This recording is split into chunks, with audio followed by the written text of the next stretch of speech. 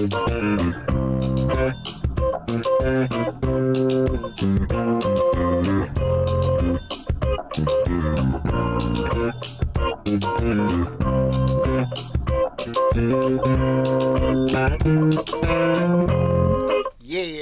what's going on, everybody? Welcome to the Dollar Hour. Happy Thursday. I'm sorry, I'm about to say happy.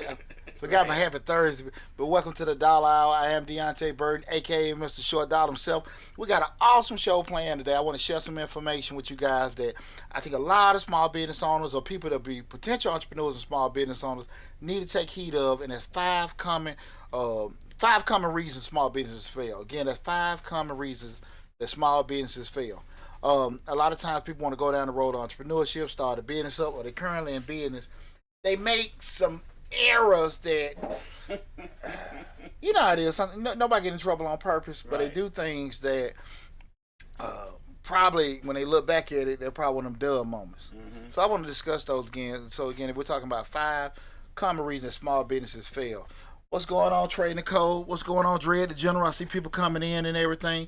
Right now, we're streaming live on Facebook, YouTube, Instagram, LinkedIn, TikTok, and Twitter. The main hub is the Mr. Short Dollar YouTube channel, where we have over 900 videos covering entrepreneurship, business, finance, and investing.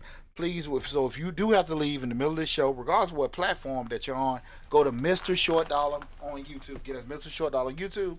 You can Google it. You'll take it to the YouTube channel. You can be able to subscribe from there and check out the video in its whole entirety. Also, you know, we got a live call in. You want to call in and add to the discussion, feel free to call in. The call in number is 678-740-9894. Again, 678-740-9894. What's going on? What's the natural guru? Appreciate you tuning in.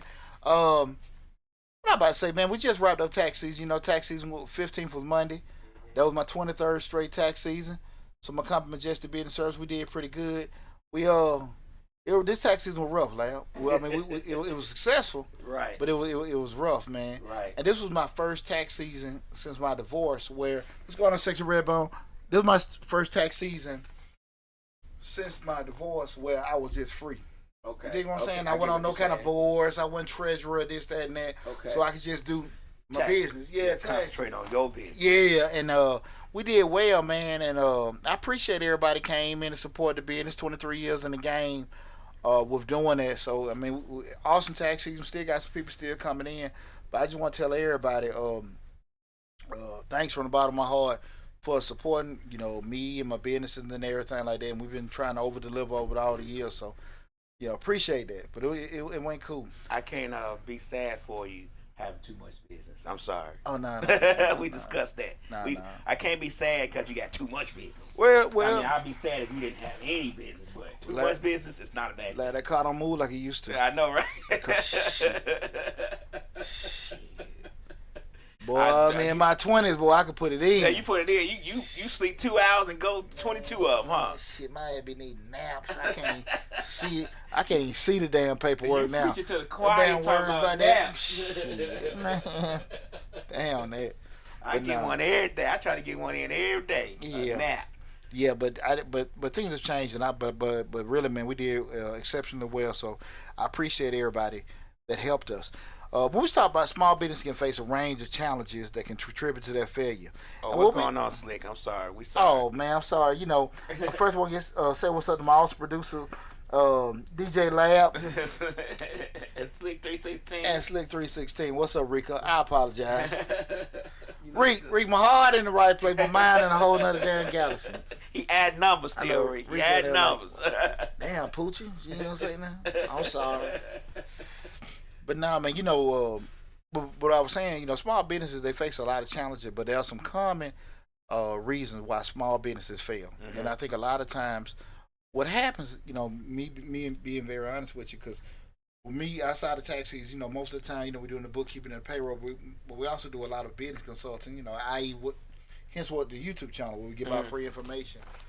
A lot of times, Lab, and people feel they know enough because they have, you know, somewhat experience. Right. But a lot of times, you know, the money or the opportunity to do something. Right. So they don't really take a lot of time to do any kind of due diligence to find out.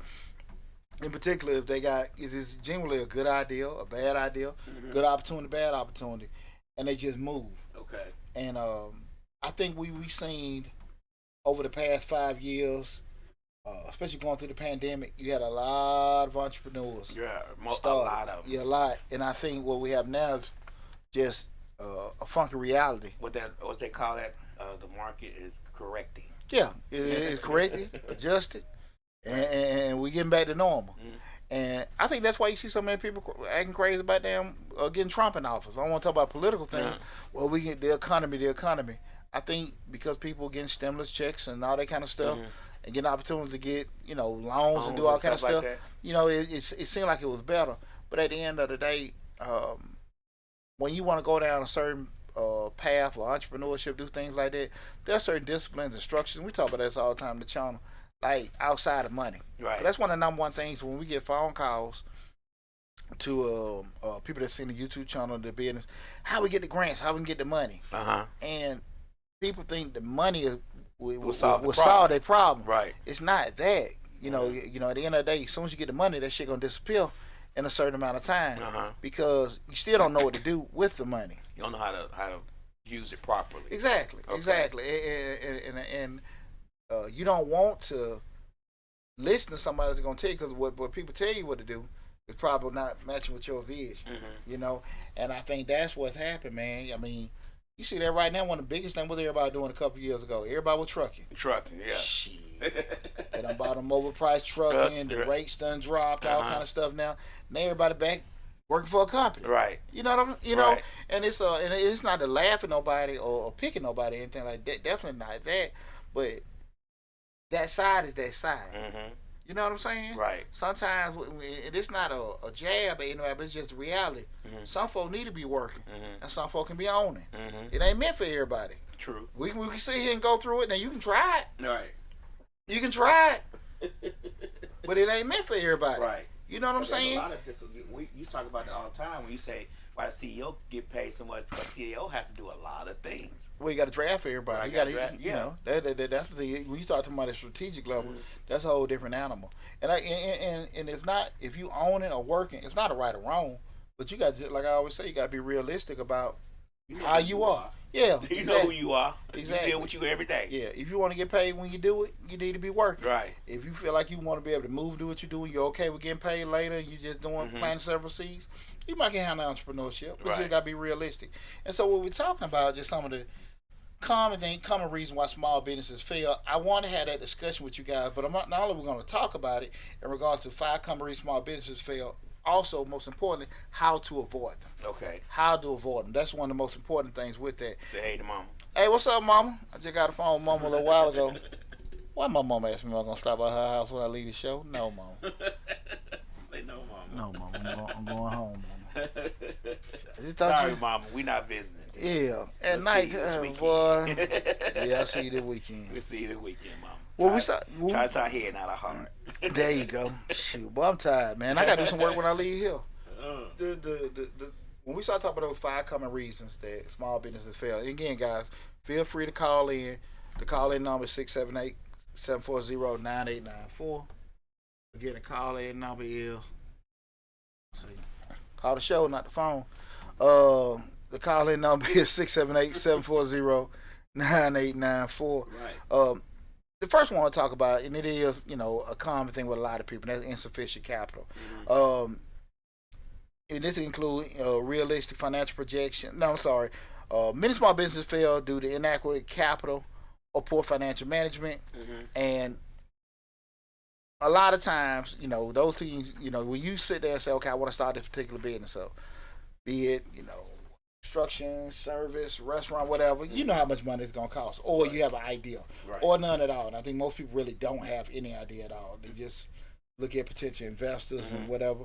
But I found over the past couple of years, especially with doing, being on the fundraising committee on several, nonprofits, most of these folks, they don't even own the place. They got so many damn investors with it. They just they're cool with letting them just be the face of it and saying they don't own it. They don't even really own their stuff. Oh wow! They're the face and tell people they own it, but they're in a position they probably assuming most of the risk. Okay. That kind of stuff. Right. But someone else in the back on the backside is investing or furnishing the business for them. You got to make sure at the end of the day when you start looking at inadequate finance, again we're talking about the most common reason, that being insufficient capital. You got to make sure you start your business up. You got enough to start it up, but you also got to make sure you got enough to run. People say 6 months. I say a whole year. A whole year. And most importantly, you got to make sure that you don't look at replacing your job with your business. Most of the time, banks ain't gonna give you no loan if you got in the financial projections your salary. Now they got a salary for employees, right? But not you. Not you. You know that you see what I'm saying? I remember that vividly with getting those SBA loans back in the day. What's up, little bit? Some sister tuned in. You can't have those projections about what you're gonna have for yourself. Cause see, that's what it is. I've said this before. Most people don't necessarily want a business. They'll say that. Right. They just want a job. They're either gonna pay them some more money or give them some more freedoms or titles. What we say that they want the business owner lifestyle, not necessarily the headache. Exactly. Right. Exactly. Right. That's a whole different dynamic now. Everybody coming to you. When you can be the person that everybody goes to at a job, but you still can leave a job and that's whatever. You got to deal with the headaches. When your livelihood depends on it, or you might lose your house, your car, and all that stuff because you're trying to take care of some things. That's a whole different dynamic. That's a whole different dynamic. So I think people got to just take that consideration. So with that first one being insufficient capital, I really don't think a lot of times people really look at that enough. What's going on? LT Radio, you tuning in. Appreciate that. When you look at from a monetary standpoint, remember what I'm saying, guys. Make sure that you got enough to start the business up and that working capital also to keep it going for a year. And not only just pay the bills, but have advertising. If you need to have more management, more people working, that's very important. Right. That's very important. People a lot of times get so caught up with focusing on with doing, starting it up and getting started, and they figure, okay, we get to make some sales, get to doing certain things. It'll happen. Had a cat call me the other day. He ain't put him about a business, but he was just a listener on the YouTube channel. He hit me up. He said, "Yeah, man, I'm trying to look at getting some of them grants or loans or whatever." Okay. He said, "I'm looking to get started in trucking." Okay. And then I'm gonna take my trucking business and then get started investing in real estate. Okay. Some real Atlanta shit. Okay. I sit here listening like, huh? Right. Right. Okay. No, I'm talking about it was no. You gonna use the capital from trucking? I'm gonna start the trucking. Right. Take that and then go buy some real estate. Okay. Like this stuff just easy peasy. Well, I mean, no hell, Lab. No hell, Lab. I'm trying to, and maybe it's he's confident in himself. Man, come on. It's not having confidence in yourself. It's being realistic about how things are, or really being not the bad, which is ignorant, not knowing how things go. Right. And you don't even know if you're gonna be successful there. You don't even know if you got. I was just thinking that, like. But he just pulled that out of that, like, yeah, I'm gonna do that, then do that, like. He got caught up in the whole. But that's that Atlanta advertising of how much truckers make, and you can make $10,000 a week, minus the $8,000 for gas. You gotta pay that's just. State of Georgia, everybody got a business. And everybody just think that it's everybody celebrity and everybody got a business. Yeah. And, when you start talking about you want to start making some change, man, it's a whole lot more difficult than that. And I just, when I heard him and everything, I didn't even, I think he was being genuine. Right. With everything and stuff, but it wasn't even that kind of conversation. Okay. I just had to stem some people. He needed some information just with dealing with real estate. But I just listened to him like, I wish it was that easy. Me too. But when we start talking about those 5 things, that first one being insufficient capital, the key things to avoid that, guys. And feel free to call in. Let's see, right here, got people coming in on TikTok. I'm sorry, y'all. I don't know why it's not moving though. Let me see. It says 51 new messages. People coming in on TikTok. Okay, cool.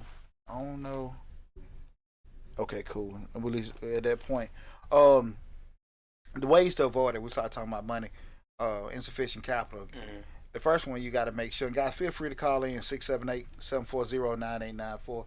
Again, that's 678-740-9894. The first way to avoid it, you got to have a detailed business plan. Okay. And the key thing with a business plan, I think a lot of times people in their mind think having a business plan for to get funding, acquire to get to a loan person, a loan officer try to get a loan. You need a business plan, and I every year I tell people I have a business plan for my businesses every year. Been doing this for all these years I've been in business. It adjusts. My business plan is just my plan on how I'm gonna move out of year. Right, right. You know, how, whatever. That's just my guide. I do it every year. I start drafting it in October, November. I start mapping out how we're gonna do stuff and everything, and it's just a plan. Right. But I got some kind of guidance with doing it. Okay, if we're gonna start doing certain other things, I forecast my projections, how much I'm gonna ballpark looking to make from tax season, how much money we want to put in the advertising, how much money we want to put in the training, how much we got to pay for insurance, everything forecasted. So you at least, I have an idea of what I'm going to spend. Okay. I'm not shooting from the hip. Damn, I got to pay for this. Damn, I got to pay for that. Then I got to do this. I got to do that. You have to plan. Okay. I start in October every year, and I've said this a gazillion times on this show. You have. Guys, you get that business plan. The reason why you don't have a lot of time the money because you weren't expecting certain things coming. There's going to be things that happen that you didn't plan for. It's just it's just like life, right? It's just business. It's but like what happens. But for the most part, you'll have a good idea of the fixed costs you have. Utilities, rent, insurance, your basic payroll and stuff like that. You know, you can. And if you're forecasting right, and I mean forecasting, planning how you're gonna do your sales. If I sell 10, what is it? What year did Cash Money take over? The 9 and 2000. Boy, 9 2000. Man, get the hell out of my damn show with that crazy shit. I need that. Appreciate that. What that be like me? Appreciate you tuning in, man. Crazy. Man, we talk about business, man. I appreciate it. I need to wake up. Right. Man, don't start that. You crazy as hell. Yeah, that TikTok. But serious business, I think a lot of times people just, when we start putting down numbers, what I always say, numbers keep you accountable. And that's why a lot of times people don't want to budget and plan because they don't want to be accountable. That's true. It's easy for me to sit here and say, well, people didn't do this, people didn't buy this. What made you think that you were going to make them sales? What made you do that? Just like when I listened to the brother telling me that he can get a trucking company and then he can buy real estate. Like, those were words. Words are just dreams. You know what I'm saying? Right. My man said, hell yeah. Man, stop. Appreciate you tuning in and be like me. Make sure you subscribe and follow the channel. Go to the YouTube channel, subscribe. But when we start talking about numbers and forecasts, numbers gonna keep us accountable. Now I can't say have words like I'm gonna start this food truck, I'm gonna have this restaurant, I'm gonna have this club. We start putting pen to paper, putting numbers down. Now we got things that we got to look at and say, okay, this is what I got to stick with. Right. And you're not in a situation where a lot of times, well, I got to get more capital. I got to get additional funding. I got to find some more investors. Like, you can forecast, like, I know how many tax clients I can do in a day. Right. And I can be conservative. Well, I might say, okay, look, we can maybe do 5 in a day, but let's just project it off 3. Okay. You know, we're not gonna make it good.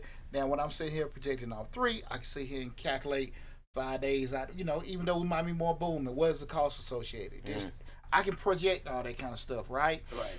When we want to sit here and do shows and all this other kind of stuff, probably a better example, I want to do a show. We got a show coming up. What's the cost for the place? AV, I know all that kind of stuff with insurance. I got it cost. It's gonna cost me $30,000 to do the show. I got ticket sales at this. Tickets, can I sell these many tickets? What I'm gonna cover? What it's gonna cost? And I gotta be conservative. Right. Can I cover that? And this how much money I can make? Right. We can do that. Okay. If I sit and say, well, look, if I'm for the ticket sales that I'm selling, it's not making enough money to cover the cost. I don't need to do it. Okay. Right? Unless I got some kind of outside sponsorships or something like that. But those are the kind of things I'm talking about, getting the numbers to make you accountable. People don't want to do that. No, like you always say, it's easy just to say I ain't know. Yeah. Really, that's the motto. I ain't know. I ain't know. Grown ass person, you ain't know. And you never will. Right. And so again, we're talking about the 5 common reasons small businesses fail. That first one being insufficient capital, but the first way to correct it is to have a detailed business plan, and the next way is try to secure that funding. Right. But the key thing is, one of my favorite shows, Shark Tank. Know your numbers. Oh, definitely. Definitely. People just ain't gonna give you money. That's what when people call me all the time about these grants and stuff like that. I think the whole nostalgia with grants. I'm trying to get this together with that. I think what whole nostalgia with grants, to be honest with you, people just don't want to pay nobody back. That's it. That's the whole thing with grants. You still got to do the whole. I mean, they don't even realize the process of doing the grants. You got to find a grant that applies to whatever business you're trying to start. Let's be real for a second, right? Why you want somebody to pay for your damn dream? Right. Why would you want somebody to pay for your dream? And if no one pays for your dream or invest in your dream, You're not gonna do it. You're saying you ain't gonna do it. Right. What kind of shit is that? You know what I'm saying? Is it a viable dream? Then? Yeah. Is that realistic? Yeah. So when you start talking about getting business funding, you might be going different ways. Okay, my family and friends, I might gotta, get a loan, if I'm gonna use a credit card, this, that, and that. But we still looking at this plan, how I'm gonna start this business up, how we're gonna do it. You can't sit here and make plans on life, especially in business, based off hoping what other folk gonna do. Mm-hmm. If you really want to do it, you're gonna make it do it. I always share that when I left my job, everything. What's up, Keisha? Appreciate you tuning in. When I left my job and I started working for myself full time, I was frightened, but I hated going into that job, right? Mm-hmm. I hated going there, and it took me almost 2 years to get myself financially in a position to leave. Mm-hmm. I really wanted to get the hell on. Right. And I shared that before, when I went to my ex-wife, like, hey man, I'm thinking about leaving my job. You think you help me with this loan? Get the loan. She's like, she gave him that side eye look. So that was my thing. Damn, right. I can't leave because, girl ain't gonna help me out with doing this and all that kind of stuff. Shit, not me. I'm leaving. Right. So I had to get my stuff together to do that. You see what I'm saying? I wasn't making plans based off that. So you got to really make sure that you can secure funding. We're going for that business start. You got to make sure that you got enough to start it. You got to make sure you got to have enough to run it, and you got to make sure you got for the the things you couldn't cover. Do you suggest when they start a business, I always I believe it's what you always say. Don't expect to be successful right off back. So you got to have enough money to maintain that business in the lean times. Like when you first open, you may think, which we all say, you may think you got the best chicken recipe in the world, but if ain't nobody buying it, what difference does it make? Okay, and it's relative, right? Absolutely, because let's be real. Now, if you're selling fruit baskets, cups, bowls, and T-shirts and stuff like that, you don't have the same kind of cost somebody with a restaurant is, right? And when we start talking about, to your point, like being able to go through that whole learning curve or experiencing certain things, you got to be able to cover yourself, And I think that one of the biggest things that kill a lot of these small businesses, we start talking about the funding, they don't have no advertising budget. They just figure that they can open up, post on social media, and people are going to come to them. Right. Which is insane. It's insane because your family and friends love you, but you're only limited you're only limiting yourself to that hood, circle, right? Yeah. So majority, I don't know the number. That's something probably need to find out. And that might be something you can Google. What is the average person, their amount of friends, that the average number that people have? The average amount is between 1,000 and 3,000. Okay, just the average amount of followers. Okay, cool. And out that. And that's the average person. 3,000, you only get 10% of people who see your post. Okay, so with that point, I'm sorry, 1% because you generally, after you got 3,000, you generally average a 30 likes. Okay, so with that said, you're looking at just on the 1% of what you have. Mm-hmm. So you sitting there like, if I make this post, I start this business up, I'm at discretion of just that little 1% of the people that know me, and also if they're even going to share it or even be interested in what I have. Right. How the hell you going to survive on that? Yeah. You see what I'm saying? Yeah. And so you can't really underestimate advertising, or even knowing what you have to make Street advertisement, passing out flyers. People don't look at that kind of stuff anymore. Advertising, having somebody pass out flyers and stuff like that. I'm talking about just paying for it. I'm talking about having actual funds allocated to do that, to know that. You have to make sure. That's why I say when you start these businesses up, guys, even if it takes you a little bit longer, even if you don't, that month, 6 months, like I said, man, I mean, you're not talking to somebody just talking. I waited 2 years. I had to get my stuff together, and I ain't look back. If it takes you a little longer to get everything started, that's fine. It's much better to take a little longer to get started than have this accelerated way of quitting. Mm-hmm. You know what I'm saying? So like that I'm accelerated just way of saying, quitting. like, Yeah. you know, you get into it now, you ain't got no money. You done burnt through all your damn money. You done messed up your damn credit. Right. You done killed some relationships. Uh-huh. And now, now you really back to where you at. Man, just say you might have to go back to your old job. I mean, I remember when I quit. Remember, I was told, like, hey, Poochie, do it this way, do it that way, just in case you got to come back. Shit. Nah, man, I ain't get no 2-week notice. Right. I ain't never left them their keys and passwords. But I always say that you just want to make sure that you can cover yourself with that, guys. But key thing with that is make sure you got enough capital. Make sure you got enough cash reserves to cover those operating expenses and those things that can come with those incidentals. But also you got that plan in place. Mm-hmm. Best thing you do, we start talking about having, sufficient funds, sufficient funds to be able to do that. And again, we're talking about 5 common reasons small businesses fail and how to avoid them. We just wanted the first one, that being insufficient capital. Again, guys, the call-in number is 678-740-9894. Again, that's 678-740-9894. The second one is very important, but I just think a lot of people don't want to address that, being the lack of market demand. Launching a product or service without sufficient market demand can lead to failure. And a lot of times people think that they got a good idea, they got a good concept, right? And I think that when you want to have the food truck, you want to have the restaurant, the club, you want to do the teach, I just think that what I've noticed, being a business consultant all these years, people want to offer something that they like, and they're not understanding that do the masses like, or if there are enough people out there to that want your stuff to make it advantageous for right. Like what you always say, are you solving the problem? Yeah. Now, if you want to paint pictures and you love painting, and you're not worried about what's up, Chuck. So my cousin Chuck, I'm tuning in. Appreciate tuning in, Chuck.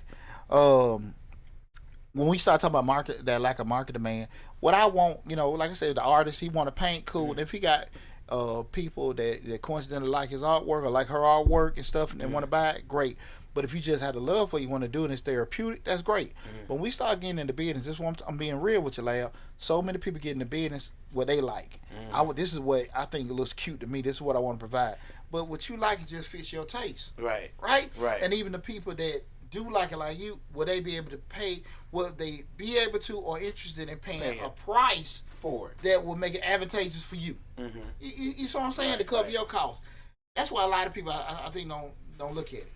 I don't think so either. I don't think they delve that deep into the process of what they're selling, making, or designing. They don't look into that. I remember when I was in grad school and I was talking to a couple cats. We were just talking about different business ideas, and what I remember, what sparked it, the mahogany cars with Hallmark. I remember sitting in when I was in college, in marketing class. Matter of fact, mahogany is the ethnic brand, right, for Hallmark. But they didn't start at Hallmark. Yeah, but check it out. It's a white lady. She was one. She got the black artists, the black poets, the black writers. Same thing she did with Indians and Hispanics. And she seen a niche. She seen a market for that, and she got them all together, and they made all those cards. So you sitting there looking like she's not doing that. She's not black. She's not white. But you have so many people that are black, African American, that go into Hallmark. They'll buy them, thinking, okay, this is something right, all on them lines, supporting us. Yeah, and they may like it because it has an ethnic spirit on it. Right. But for the most part, you think this is right. us doing supporting each other. this, right. But this is a person that's seen that. Right. I'll talk to some cats and say, hey man, why don't we just get us our own little Mexican restaurant? Right. Because everybody look at me like I'm crazy. And I thought, and I still think it's a good damn idea. What man? Well, let's do this. The market man is there. We can do that. We can hire some Mexican people. We can just pay somebody to be an interpreter. Like I'm seeing all this stuff that's there. I'm seeing the market. Folks looking at me like I'm talking Arabic.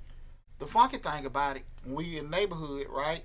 Who own most of the soul food restaurants? Asians. Who own most of the New Orleans seafood? Asians. Who own damn near most of these damn Boston seafood or whatever? But the only thing that that be getting me is we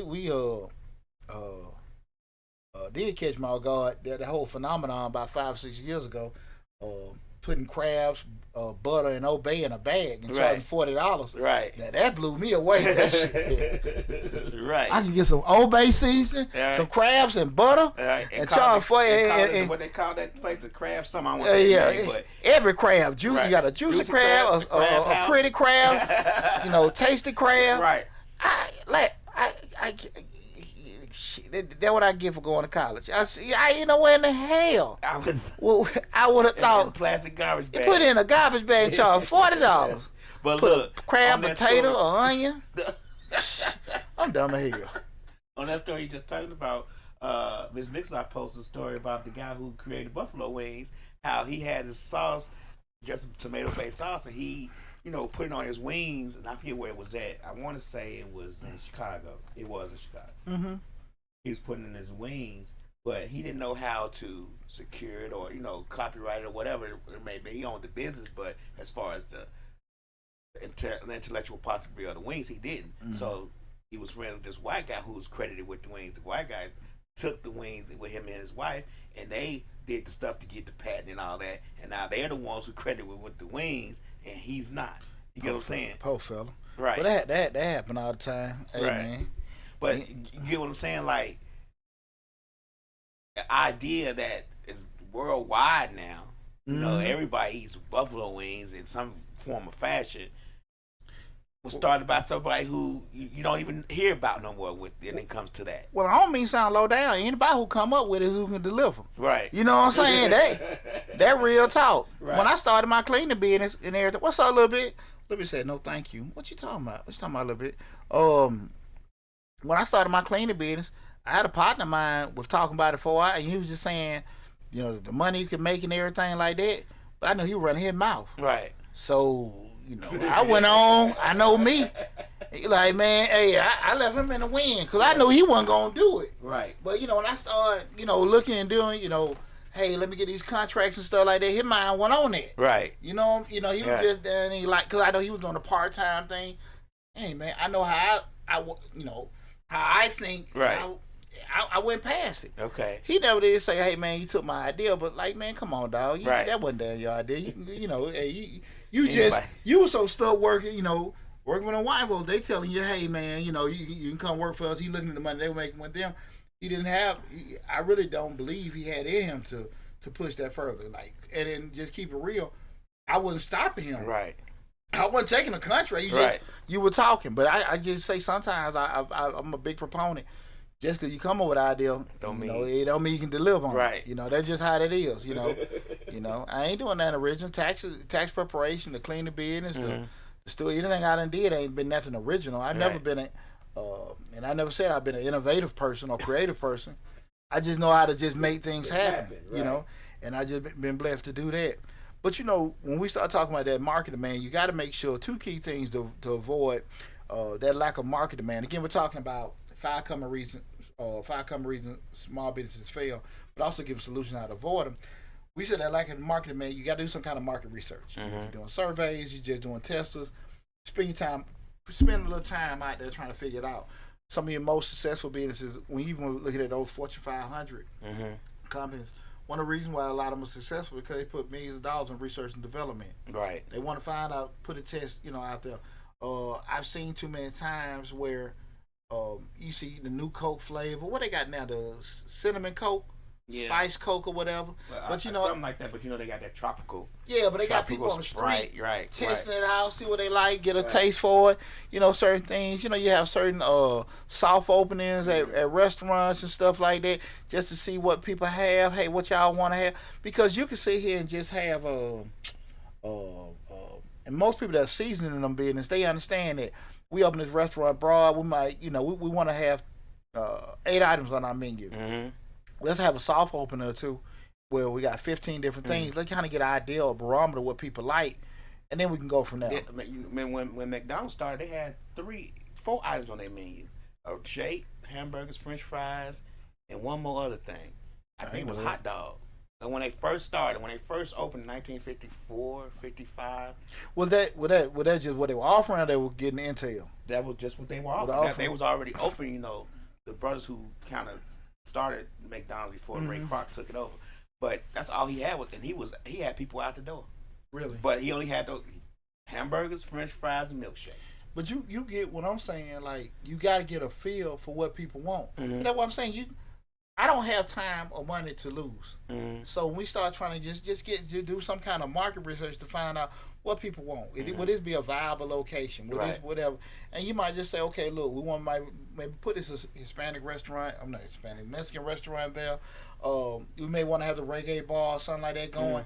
Let's kind of get an idea if this is going to be viable there. Right. You know, because that happens far too often. People put something in a place where it's not going to do well. Well, right. Or we actually try to create a product or service that's really not needed at that spot. At that right? time, right? And and I don't think people they got their vision, but what I want and what you want, two different things. But what we do know, you the one paying me, not me. Right. Not me paying myself. So we got to make sure that, and then most important, doing the market research, but just test that concept, like what we're talking about. You got to make sure that we're looking to see if this thing gonna work. And I just think that people, because they so stuck on what they want to do, they don't want to have the ego being away too much for them to get told, nah, this ain't a good idea. This ain't happening. That's why in the music biz, they got the A&R. What's up, Savvy Publicity? They have those A&R departments to kind of, I don't necessarily say chop them down, but also kind of like, hey man, I don't like it. I don't like it.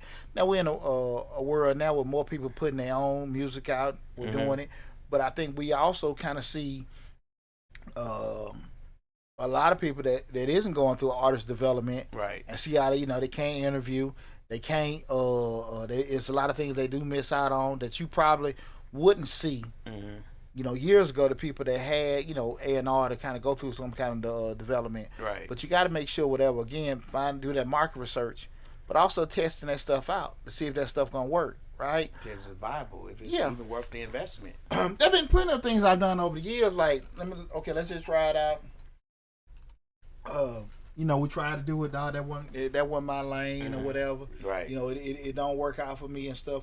People come to me all the time, man, you ought to do this, you ought to do that. Like, that ain't me. That ain't what I do. That ain't what I do and stuff like that. And I can just say, like, no, man, I mean, you might sell it, but you don't make that much money doing it. Right. Because I've done so much and I've seen so much, especially even being an accountant, I actually have a good idea of, like, what certain things, what money certain things can do. I can be honest, like, no, that probably ain't the best thing to go out, or the margins might not be good for Deontay. But you got to just be able to test those concepts. And, just that lack of market demand, people got to be realistic about that. What you want is what you want, but that doesn't necessarily mean that's what the customers or the market is asking or demanding for. You got dictating that, and people really, really, really, really got to be honest with themselves and thinking about that. Again, we're talking about 5 common reasons that small businesses fail, and some easy ways to avoid them. The third one is poor management. Ineffective management can lead to operational inefficiencies, employee dissatisfaction, and overall business failure. Many of the times people start businesses up and they had the business idea, and they're thinking about people that are close to them to help them run it. And you get your wife, you get your husband, your son, or whatever, and you got a body to be able to do something. Excuse me, but you definitely don't have somebody that's skilled enough to do the job. Right. It happens all the time. You go in these restaurants, they got the niece or the cousin, the girlfriend, or your significant other child in there. They the waitresses, they the gatekeepers to your restaurant. They rude, do this, that, and that. And now, you got people that are meeting with folks that have no businesses doing that. And the manager at the end of the day, because people get their household confused with their business. Because I can go to work, pay some bills and stuff. That's how I can be in operations. You got to make sure you got people that are actually very good about being managing and developing. We start talking about managing. We're talking about actually know what the business is doing. Be able to employ people in certain directions. Also be able to make sure everything's going in an effective and efficient manner. Okay. You know what I'm saying? I get it. What I always say: don't get busy confused with profits. Right. Just because their business got a line around the corner, that don't mean they making any profits. Right. You know, they busy, but they ain't making no money. Right. And the two key ways to make sure that you avoid poor management is you got to invest in leadership skills. Mm-hmm. You got to. What I mean, like training and things of that nature. I mean, I just use myself for example. People know me. And I say this being honest with you. I didn't start making money till I started going to some of them $1,000 seminars. Yeah, so I started going to them classes. Right. Started going to join them mastermind groups. Mm-hmm. I started putting a little change behind it because in my mind, like I watched from the sidelines for a minute, just say okay, that a scam or something like that. But then when I went to Chancellor's Hall, $1 million tax thing, I went to what was that in Phoenix when I went that time. Turned my whole business around. It was like 5 or 6 concepts that I applied to my business, turned around just like that, right? When I joined with Bush Watkins, Lawrence Washington with that Black Speakers Empire and stuff like that. You know, hell, we had the pandemic, but we went from what couple thousand to 18, 15 some $1,000 with Mr. Short Dollar. It was just different concepts that I took and applied, even from the speaking side of it. That you be like, I don't know this, I don't want to do it, but when you know what you're doing on your path, right? You know that, right? And at the end of the day, I can hope, I can pray, I can wish, I can dream that things will change. But there's some things you just got to change. So you got to make sure you're invested in good training, investing in yourself. You got to make sure that people know what's going on. You can sit here and just like the restaurant industry. I mean, I'm thinking maybe a couple $100, maybe $1,000. You just have somebody come in and just train your staff. You just train your staff for the customer that you want. Right. It's different. You just telling somebody what to do, how to work there.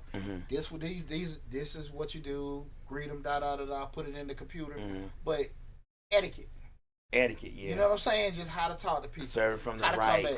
You know what I'm saying? Stuff like that really makes a big difference in your business because your food could be the greatest. The restaurant could be the greatest, the cleanest, but that first line of defense with service can collapse a business, and people don't really realize that. You can go into a bar and you be having your decent day, and that person can ruin it for you. You can go into a bar and be having a horrible day, and that person puts you in a great spot, right? Because they've been trained and know how to, talk to people, come back, cater to them, whatever this, that, and that's what, when you invest in your people and train them, that's what's going on with that.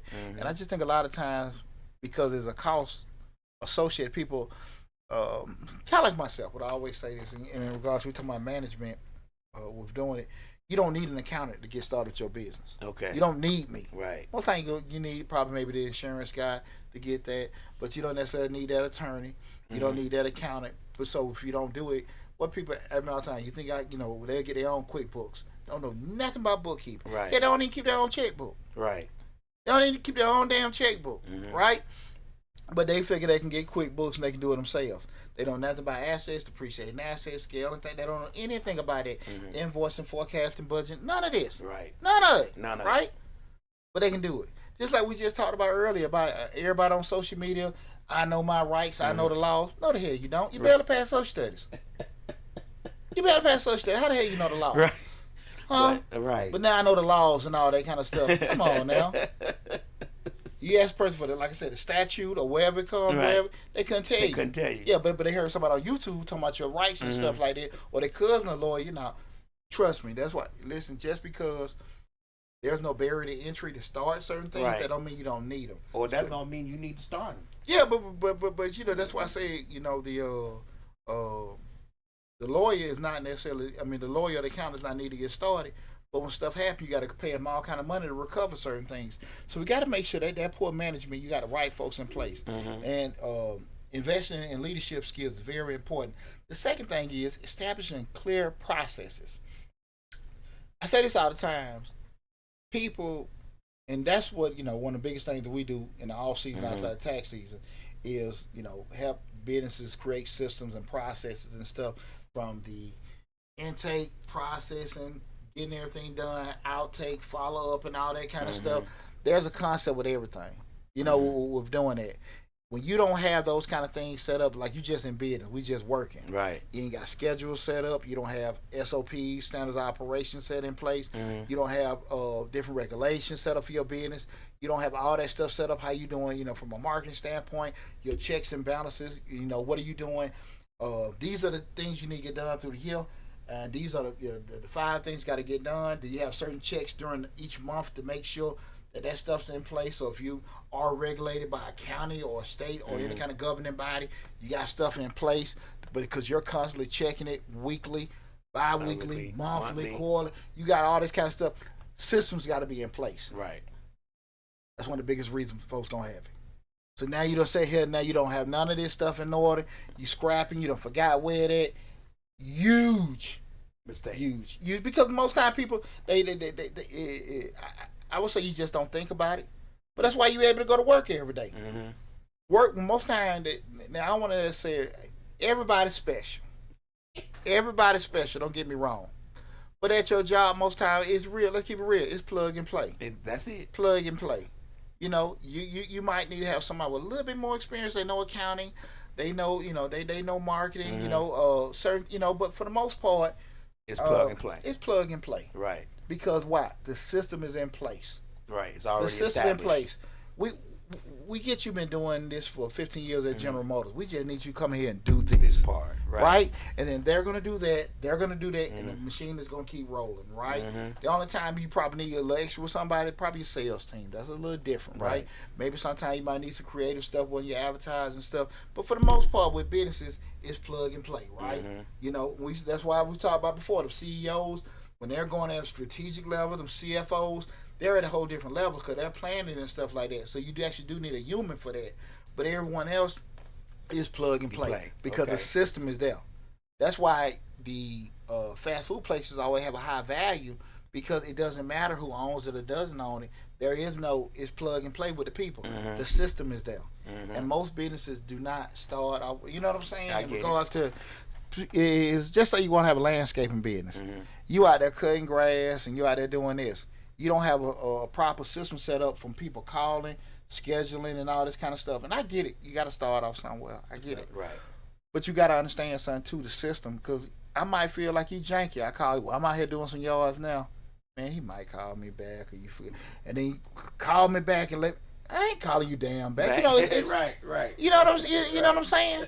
There's no billing. Now, I might be funny about cash apping you. I ain't getting no invoice. And I don't want to do that. Right. And I might call you, like you told me, when you were telling me about the working in a commercial real estate. Right.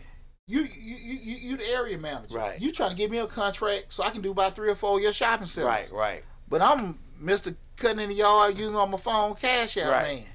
I can't do. Send me a proposal. Send me some insurance and I ain't got none of that in place. But you want to do these 4 shopping centers with 100,000 square feet of space, and especially the plants here and there. I need to know how you can accomplish this. It can't happen. Right. And that's why I tell people all the time, be ready for opportunities. When opportunity comes, you have your ducks in a row. Right. You ain't got nothing to worry about it. But that's one of the biggest reasons poor management, and key thing, guys, invest in your leadership, invest in training, but also make sure you got clear processes. I can't triple that enough. I can't stress that enough. Because how many times you've been to the place you got, well, he the manager, he the supervisor, they don't know shit. They just in charge. They just there. They just the husband. They the wife, son. The rest of calling folks out. They ain't doing no kind of leadership and everything. And I'm a little funny about that because I'm former military or something. Because that was one thing I always said about the military. Most of the time, you don't care if this person is male, female, gay, straight, crazy, not crazy. Can they lead? Right. Sarge, can you tell us what to do? Can they keep this structure? Yeah, what you do, and all we don't care. What do we need to get done? Right. And people, all that other stuff that you do on a personal level is out the window. What do we got? Or what do we got to do? How we gonna do it? When all that kind of stuff? Can you provide those questions? Right. So we can get the mission taken care of? And a lot of times people have people in management that's above their pay grade. You know, we're doing it. So you got to make sure you got the proper people in place. And if you don't know how to do it, pay somebody on the front end, get you some consultant, get something in place to help you draft that kind of stuff. Right. You know what I'm saying? Right. Like I had these conversations all the time, and we start telling people like, look, man, you ain't got no system in place. This your problem. They still don't. It's like a control thing. Now I got to do that now. But that's why when you start seeing successful businesses, you go to these organizations, you see your schools, governments. It's a system. Right. The process. Everybody has a thing that they do. You still got people running them so things can get funky. Right. But for the most part, the structure is here.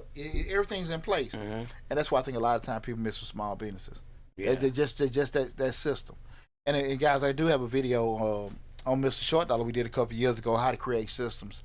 So I got that in place. You guys can check that out. Go to the YouTube channel, how to create systems. That's on the YouTube channel. But that's a key thing that mismanagement. Again, guys, we're talking about 5 common reasons why small businesses fail. We're going through everything, but also we're giving you ways to avoid those failures. Feel free to call in and add to the conversation. 678-740-9894. Again, that's 678-740-9894.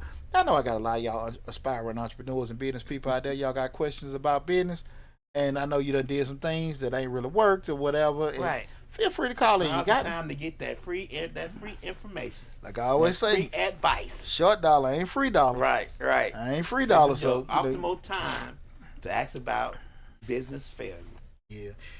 The next one, guys, again, feel free to call in 678-740-9894. Again, 678-740-9894. If you just came in to the conversation where we're talking about 5 common reasons why small businesses fail and some ways to avoid it.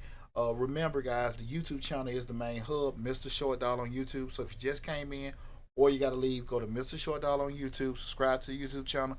Take advantage of what the show information we're talking about now, and also there are over 900 videos currently on the YouTube channel. The next one is we're at number 4. That's failure to adapt. Markets, technologies, and consumer preferences are constantly evolving. Businesses that fail to adapt to these changes risk becoming irrelevant, and it's super important. We talk about pivoting all the time. Again, we're talking about the reason why small businesses fail. That failure to adapt. That's just straight, evolution. Right. We had that issue in pandemic, remember? Man, listen, Larry. The business that adapted and figured out a way around survived. The business that didn't failed. You technology innovation is always going to cause you to change, pivot, and adjust. When you cannot adapt to certain things, laws, new products, innovations, technology, this whole damn great.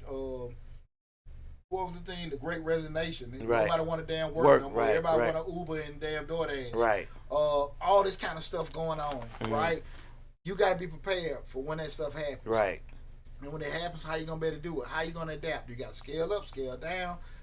Invest in more things. You got to be able to do that. You in business. Right. When you got a straight line way you want to do stuff, it's how it is. Think about it right now. All these fast food places, what they've been investing in the past 5-10 years, technology. They got kiosks, they got computers. They've shrunk their workforce. You want $15 an hour? You want a living wage? Right. I got you. Right. Ain't gonna be 10 of y'all. It's gonna be 3 of y'all asses in here. Right. And that's what happened. Right. You want a living wage? We're gonna give you a living wage. But we ain't gonna have all y'all working. Right. Real y'all talk. gonna have to find jobs elsewhere. You want to DoorDash and Instacart? What's gonna happen in the next couple of years? We're gonna put more taxes on that kind of stuff. It's always gonna be something to pivot, and that doesn't mean you can't do it, but you got to be ready for the adjustments and changes. Right. When I got into the tax business, rapid refunds, all this other kind of funky stuff. You coming in the office, you got your money back in 3 hours. About 3 hours. We outside. Right. Hey. Doing the glory, the early 2000s. Right. Folks get their money back in a couple of hours. Huh? People, it was a beautiful business, lab. Right. And people just going, ham and going crazy. What has happened over the years? Now we got people doing their own taxes, and they got more accessibility. You got people at H&R Blocks and Jackson Ewell. They told me they got. They got people or computers that will check it to give you advice. It's changed. Yeah. Right? I can sit here and cry and whine and stuff like that. It's different. You know, just when we start talking in the music industry, you got damn near a computer can do. It's not the same quote unquote sound as the original, Right. but it ain't that much They different. when you get got to a computer point to to do- where they can make a song for you. Exactly. So you have to be, you know, just realistic. When I radio is a good example. When I first started, it was thousands of dollars to advertise on the radio. Thousands. And I really do believe, I had a cousin of mine work on the radio, work one of the major radio stations down here in Atlanta. And me and him had a conversation probably about 7 or 8 years ago. I said, man, it probably longer than that. And I was just hollering at him, you know, and he worked down at V103. And I was just telling him, like, hey, man, you don't think internet is going to kind of take it? No. People want to listen to their cars, you know, just for the advertising. That was my thing. Right. And he just Mr. couldn't Bob. see it. Right. And I don't think it was just him. I think it was all of them. And now you fast forward to where we at now.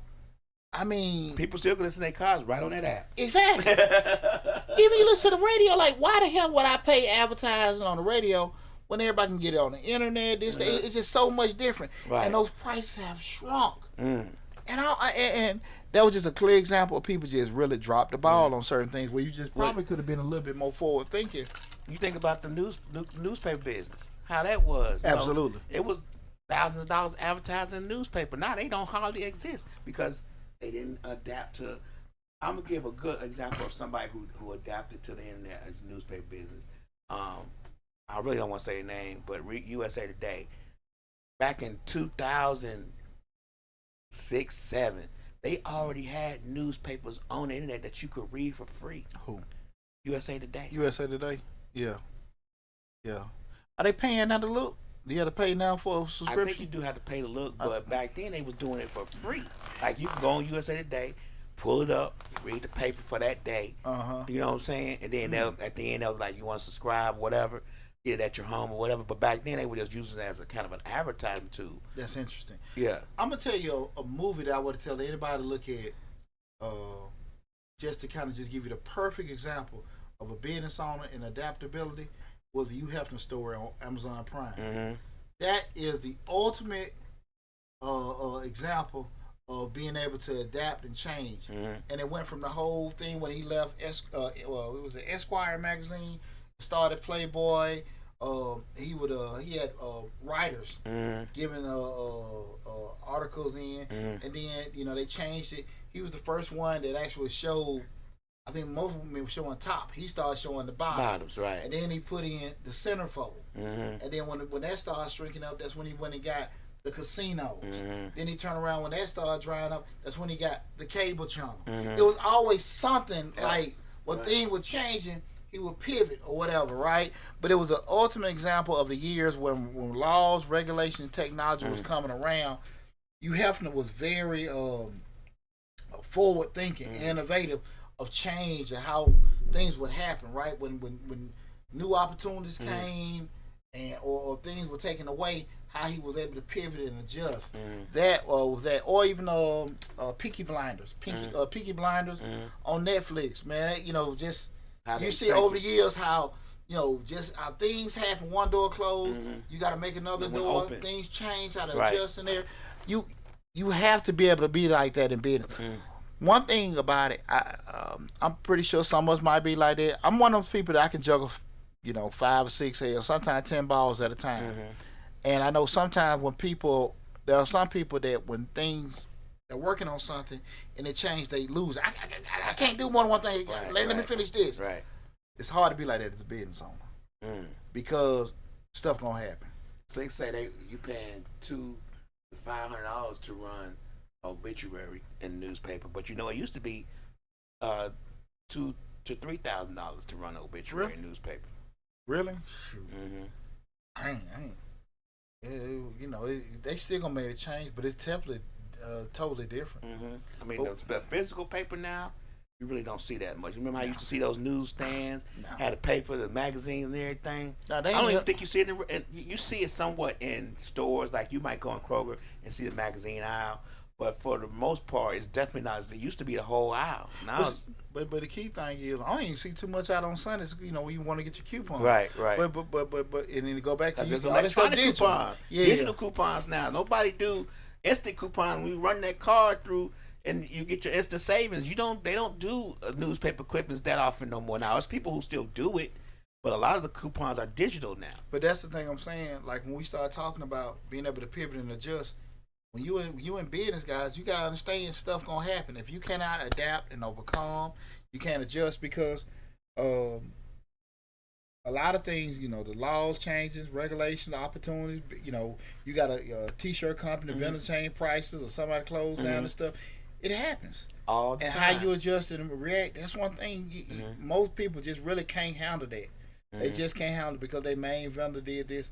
Look what went through. What was that last summer for last with the chip shortage? The chip. And what it was, supply chain was messed up. But you sit there and look at the impact that they have. So from that point forward, the onus was on automobile makers. What? Don't get caught in this no more. Right. Don't get caught up in this no more. We done got caught up, but now it's a whole push. To, okay, now how we gonna adapt with certain things and stuff. You got to be able to do that. You got to be able to do that, guys. If you want to be in a small business, that's one of the main reasons. And how do you avoid failure to be adapt? Number one thing, you got to stay informed. You got to know the laws. You got to know the regulations. You also got to know your other options, right? You can have a vendor that you use for your business, but you better have 2 or 3 more on deck, right? You better know different ways. You might have a preferential way that you do your process, but you better have a plan B, C. You got to have those actual contingent plans just in case things don't work. You got to stay informed. You just can't just sit there like, man, oh Lord, I don't know what I'm gonna do. They gonna lay us off, Shit, your ass better be getting that resume together. Get right. Right. You should do that every 6 months anyway. Man, come on now, don't. If the ship is sinking, don't go down with the boat. Even if the ship's not sinking, you still should be prepared for it to be hit by a missile and getting ready to sink. People always ask me, why you always update your resume, or why you always looking? Because you never know. I mean, to be honest with you, in companies and corporations, we are expenses. We are commodities, and a lot of times, expenses are let go when it's time for that bottom line to be balanced. So we're expenses. We're not. I forget. I'm sorry. Not capital or whatever. Well, no. Well, payroll is probably one of the biggest expenses with more businesses. Right. So, at the end of the day, when we start talking about, okay, how can we make the business more profitable? That's the lay first some thing to people go. off, right? So you got to, when we start, again, we're talking about failure to adapt, you got to make sure you know what's going on to be able to, with different options, technological advances, opportunity stuff, you got to stay informed. And then the next one is you got to be flexible. Man, you got to be able to pivot and adjust and do certain things. What you like doing may not necessarily be an option anymore. Right. Your preference way of going home maybe change. The routes change. They're doing construction on that way. We could actually make more money going this route, delivering these particular things because they're doing construction now. We got to go take an hour or 2 routes. We can't do as much. Right. We're not going to make as much money, but we're not going to close. You got to be able to adjust. Right? But we might got to pay folks a little bit more because they're driving longer now. Right. So we can't sell as much. We're paying more in wages, but we're still making some money. Instead of making $10 in profit, we might be making 7 or 6. You got to be able to pivot and adjust. Right. When we get to your point before, a lot of time when life going good, we get fat and we get comfortable. And when we do that, it's a penalty for that. Because when things happen, it's hard to adjust when you're comfortable. Right? Let me see where we at right now. I think we're done. Okay, hold on 1 second. TikTok is asking for them damn verification stuff. When we get very, very comfortable in life, it's hard to be able to move a certain place. You've been at your job so many years, made so much money. You got in your head that they need me. Right. If I leave, they gon' whatever. I I heard that a million times. Man, please. If I leave, they gonna be in some bad shape. Yeah, they will for a day. For 2 days. Yeah. And that's only because it's Friday when they let you go. They will. But don't ever think you special. I don't know why people do that.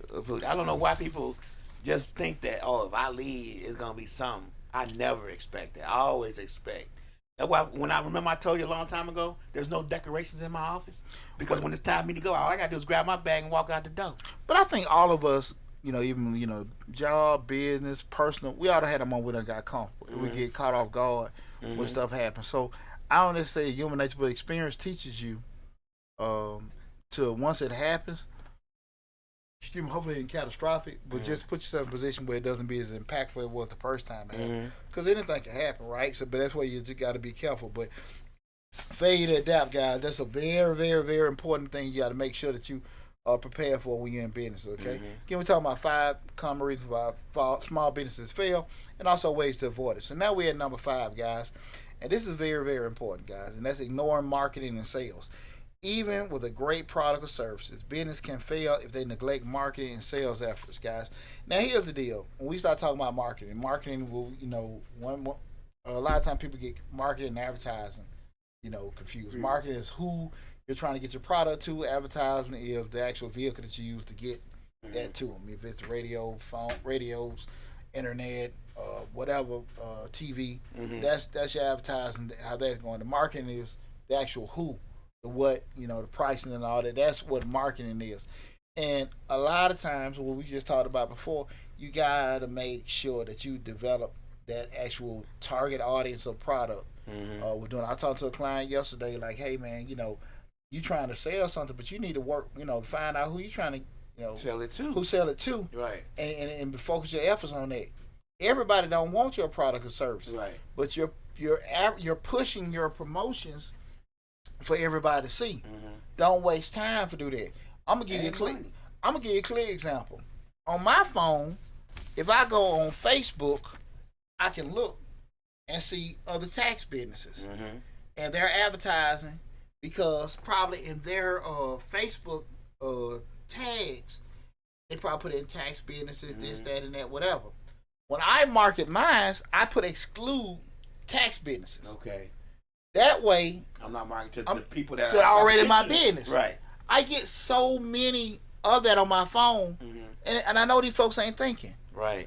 I don't need that. Only thing you're doing is give. Oh, damn, that's a pretty clever idea. You give me intel, right? But you wasting money promoting something like that. You feel me? I get what you're saying. You see what I'm saying? Exclude tax business owners, exclude restaurant owners, exclude. You can put that on there. If it's a ladies' night or whatever thing, I can for my club exclude men. You see what I'm saying? Right. Because that's money that I've paid Facebook, Instagram, Google, whatever, to go to people that ain't got no Right. So but it's going on all these guys. What the hell are they doing?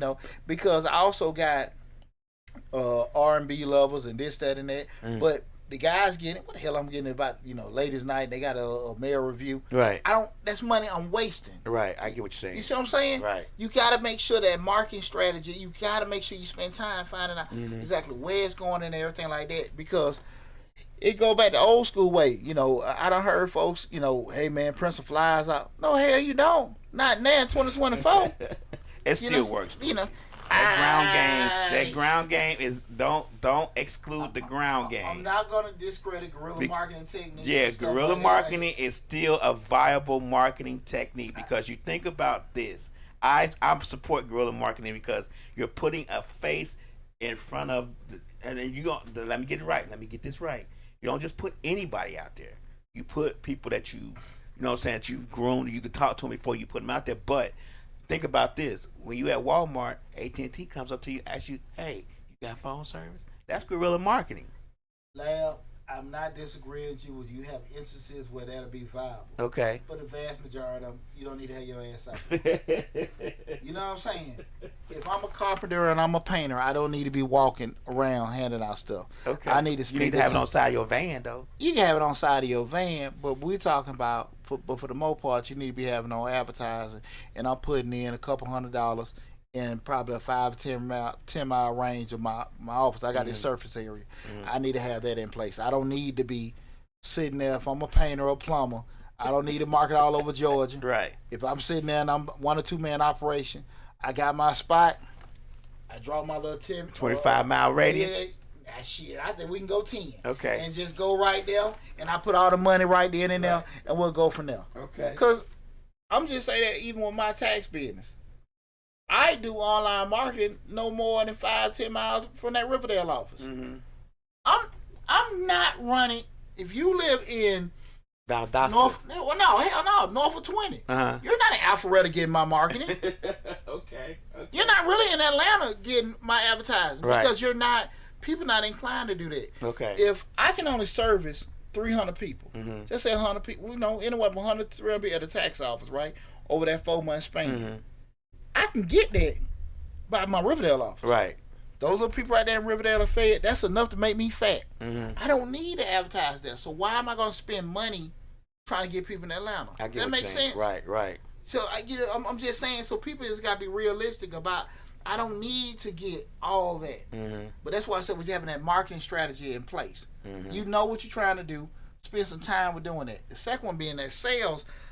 You got to make sure investing in your sales. You got to make sure you got the right people in place that's trying to do certain things for you. You got to make sure you got the right tracking pieces in place. You got to make sure you got proper pricing and all that in place.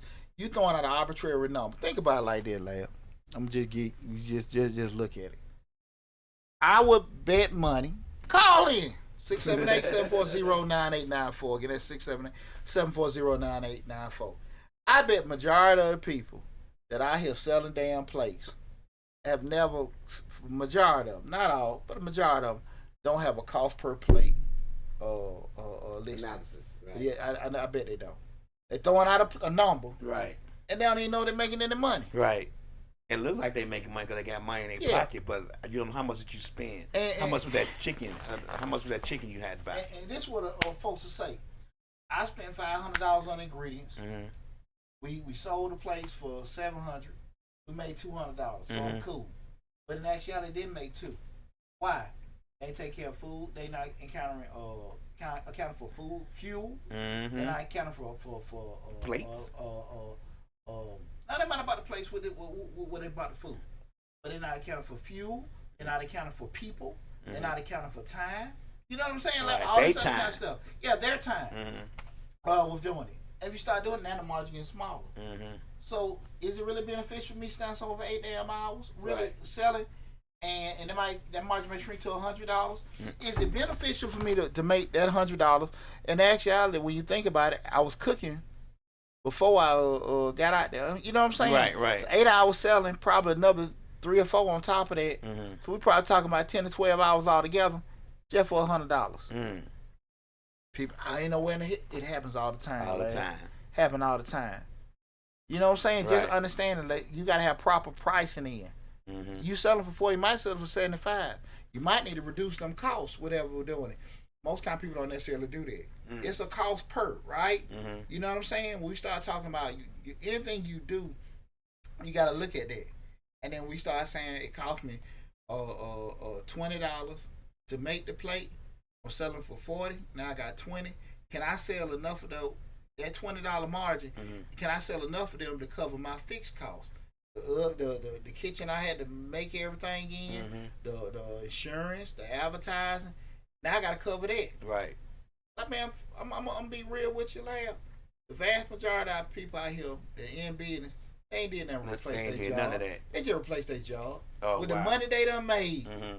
they just replaced their job. They just replaced their job. And I'm just saying, like, you might be a little bit more, well, okay, well, I got this car, no, but they still, in essence, instead of check to check, they event to event. If that makes sense. I get what you're saying. You know what I'm saying? There's nothing where you sit here like, okay, now we stacking up this, we stacking up that. Your money ain't going out the same way, so you don't look at it. But it's pretty much how it is most of the time. You follow what I'm saying? I get what you're saying. You just replace. Now, if you want to do that, it's cool. Nothing wrong with it. But just the whole perception, because, man, I made, guys, look, I just made $40,000 $4,000 to deliver this load. But it costs you $2,500. Right. With fuel costs and To all get this there. other stuff to get it. People don't look at that. Right. People, I seen all the time people put that check on there. Look, this is what I just made. But what it cost you? Right. They don't never want to say that. Right. Because now you're accountable. Because, put fuel costs, pay for your truck note, insurance, this, that, and that. You down $300. Now you back at your old job. That's what they hire. It happen all the time, Lab. It happen all the time. But but those are the kind of things I want people to avoid. So It's been a great discussion, guys, in regards to talk about 5 common reasons small businesses fail. So what we want to do is just kind of go to roundabout, announce them all again. But remember, guys, you came in the middle of the show. Again, we talked about 5 common reasons that small businesses fail, and also how to avoid them. You can always go back, check this video out in its full entirety on Mr. Short Dollar on YouTube. Go to Mr. Short Dollar on YouTube. Make sure you subscribe to it. Check out all the other 900 videos on the YouTube channel. But again, 5 common reasons why small businesses fail and how to avoid them. The first one being insufficient capital. The second one being lack of market demand. The third one being poor management. The fourth one being failure to adapt. And the fifth one being ignoring marketing and sales. Okay? I hope this information was beneficial for you guys. Definitely, guys, remember, if you ever need any additional guidance or any kind of consulting, you can always go to the YouTube channel. Or regardless of what platform, most of the details in regards to the company website, company office, all the contact information, in addition to all the social media stuff, that's on each video, except on Instagram and TikToks, right? So, but everywhere else, you can go to those places and actually see the contact information. Plenty of people find it because they call us all the time. They done seen the videos. But I hope the information was beneficial to you guys. Again, I want to tell everybody from the bottom of my heart, I really appreciate the love and support we got this past tax season. Your boy did real good, and I think I do a pretty good job trying to give back in the community. Oh, real quick, guys, you remember I am a proud member of 100 Black Men South Metro. We got our annual gala, Celebration of Excellence, coming up this in a couple weeks, April 27th at the Omni Hotel. I do have on all my social media platforms, except TikTok, the actual flyer to do it. Feel free, you want to get a ticket to go to the event, and if you don't, the link does go to the 100 Black Men in South Metro chapter. If you want to donate $5, $10, $15, $20 to the chapter, we do a lot of great work. There's a lot of pictures and videos with all the work that we do in the community. So just so you have an idea of what we do, you can check that out as well. Your boy, I go to at least 2 schools a month. I've been doing that for the past 7, 8 years and stuff. For the past couple of years, and I always have a good time with doing that. That's why I think I have a fair opinion on a lot of stuff what people say about young people dealing with it, because I've been dealing with everybody else kids outside of my own for the past 20 years. I ain't just talking outside. Yeah, I ain't just talking outside of my hip, but definitely, guys, if you want to donate to the organization, it will be greatly appreciated. But again, thanks again for this past tax season. Thanks for supporting Mr. Short Dollar on YouTube. I love you guys. Take care. Be safe, and I'll talk with you soon.